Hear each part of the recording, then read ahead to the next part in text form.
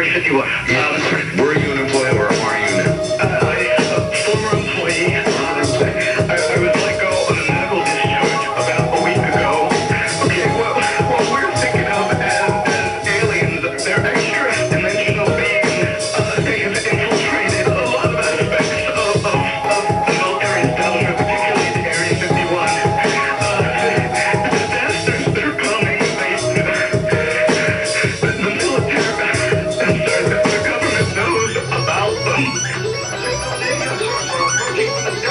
Radio contact with military cannot be assessed. Instructions are to prepare for an attack by an unknown enemy. I pay these niggas with a reality check. Prepared for the worst, but still praying for the best. This game is a bitch, I got my hand on my dress.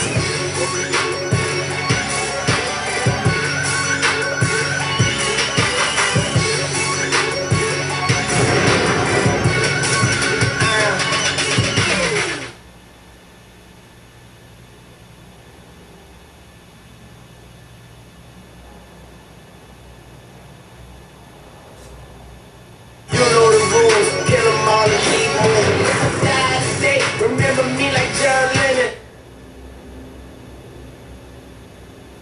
Why are they giving all the hints? I mean, it's like they're almost telling you a story here. They're almost saying, okay, if you're perceptive enough, you're going to get what's going to happen. If you're not perceptive, you're just going to have to deal with it when it happens. That's exactly the point. While Jesse translates lost symbols, Braverman has managed to get inside Cheyenne Mountain. This is, as I understand it, the most secure facility in the world. We like to call it America's Fortress. A retired Air Force colonel shows him the place where top officials plan to hide from 2012 disaster. There are 15 buildings inside here? There sure are. 12 of those are 3 stories. 12 three-story buildings. That's correct. Wow. We're going about a third of a mile inside the mountain. A third of a mile through solid rock? That's correct. Solid Pikes Peak granite. Everybody seems to know where this facility is. Let's say that there's a mass event, a terrible crisis like 2012. What would happen in the event that hundreds of thousands of people storm the gates and want to get in? That would be a problem.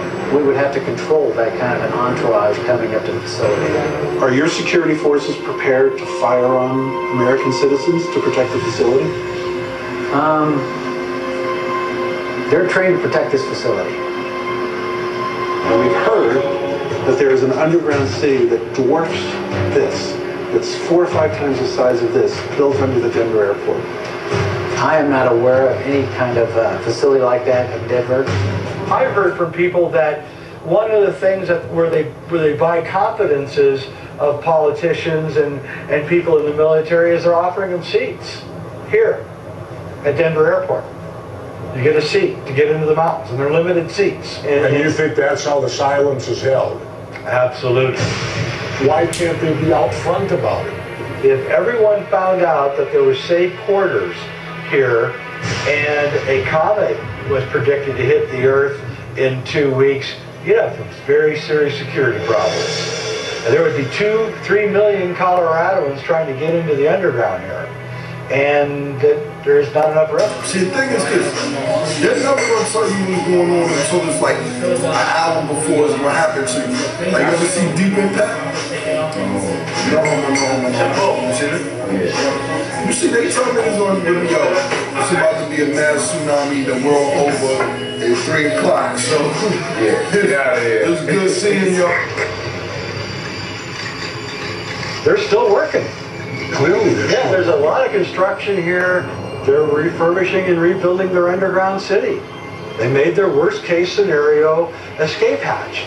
You firmly believe there's an underground facility underneath this new Denver airport? I've had drywallers, I've had painters, I've had mechanics tell me it. Why would they lie? I believe them. And too many people tell me the same story, and they're just regular folks. They don't have an agenda. Clear evidence they're still digging beneath the airport property. And they've got all the money in the world, so they can do anything they want. It's as simple as that. That's all it is.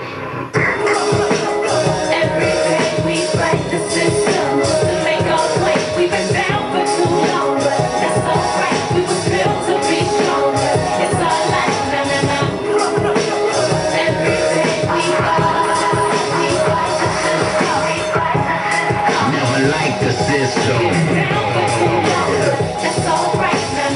And I want everybody to view my autopsy so you can see exactly where the government has shot me. No conspiracy, my fate is inevitable. They play musical chairs once I'm on that pedestal. Frightening, so fucking frightening. Enough to drive a man insane, a woman insane. The reason Lauryn Hill don't sing, or Kurt Cobain loaded that clip and then said bang to drive me brains crazy. The ultimate goal that these people have in mind is the goal to create a one world government run by the banking industry, run by the bankers. And the whole agenda is to create a one world government where everybody has an RFID chip implanted in them. All money is to be in those chips, right? There'll be no more cash. And this is getting me straight from Rockefeller himself. This is what they want to accomplish.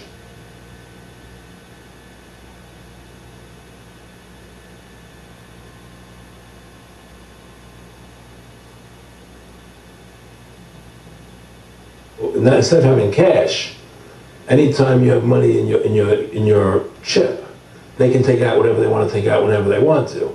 If they say you owe us this much money in taxes, they just deduct it out of your chip digitally. Total control. Total control. And if you're like me or you, and you're protesting what they're doing, they can just turn off your chip. And you have nothing. You can't buy food. You can't do anything. It's total control of the people. And that chip's connected to a database that has your purchasing records, what you do, what everything, you sell. Everything is in there. And you become a slave. You become a serf to these people.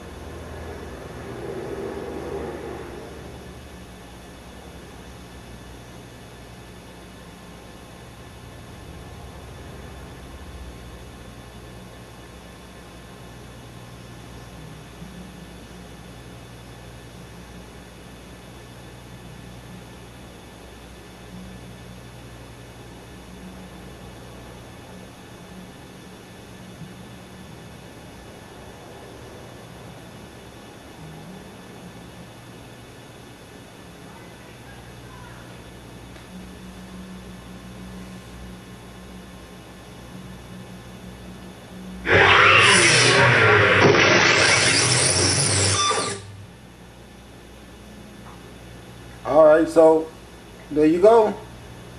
That's what I've been saying all the time. I just saw this today.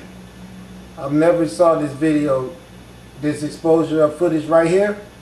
Never saw it before until today. That is really the truth. Until today I have not saw this. I just sometimes I sit around here and I look through things to see what's coming up. Now I'll tell you from my opinion, I believe that what they're doing is fabricating a whole lot of stuff around a calendar event, just like they did when the year 2000 came in. They told you it was going to be some type of major catastrophe due to that. And so we know that they're just greedy and they will do anything they can to make the masses go out and buy water and flashlights and batteries, you name it. All that's revenue for them. It's all money. They would rather you get that money out and buy those batteries out of that store than keep your money in your savings account. It's real simple. Do they want batteries in Walmart? No, they want your money in their savings account so they could come up with more revenue to create more circumstances to extract money from you.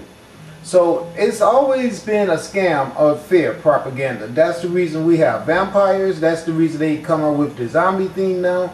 Everything that's a possibility of creating a need for someone. You know, when they tell you what the problem is, they always have a solution to the problem. And that's what they sell you. It's the solution to the problem. That's the reason why the Jesus thing went so well. Because they created a circumstance where everyone needed Jesus. And then they sold you Jesus. Everybody go to church every weekend and pay their Jesus bill. It's just ridiculous.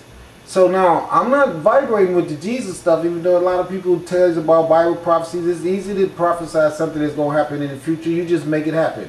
These fools wrote this Bible a long time ago, so they can tell you what's going to happen 200 years down the road, if they start writing a Bible and then write stuff in the Bible that they plan on being synonymous with their actions 200 years down the road, they still be in control. What made them think they would not be in control? They was taking advantage of helpless God people who wouldn't lift a finger to try to defend themselves. Most of the lands they conquered from people who had already gave them refugee there and took care of them. So it wasn't nothing to make them doubt that 200 years later they'd still be in control. And that's exactly what happened. They wrote the book, and the Bible predictions are coming true because they was able to see down the road to what type of events nature would have in store, because the Egyptians had already documented all that. So all they had to do was read the Egyptian books that explained what to expect, almanacs and things like that. Be creative enough to write. If you got Hollywood writing movies all day, if they could write a movie that'll keep you captured from the beginning to the end, I'm sure they can write a book that'll keep you captured from the beginning to the end. That's just what they did with that Bible. Now, all this stuff that we're talking about right now about the end of the world in 2012 and woo and this and that, why worry? I mean, if you go down, your ass go, yeah. Everybody's sitting up talking about the end of the world is to December the 21st. They even got the specific date, December the 21st, 2012. Well, what if I die tonight?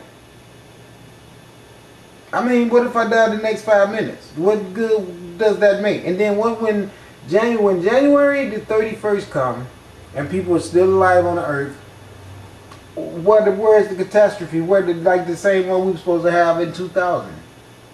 My thing is, all this propaganda about people dying and the end of the earth being inevitable, and this, it doesn't change anything because we all know we're going to die anyway.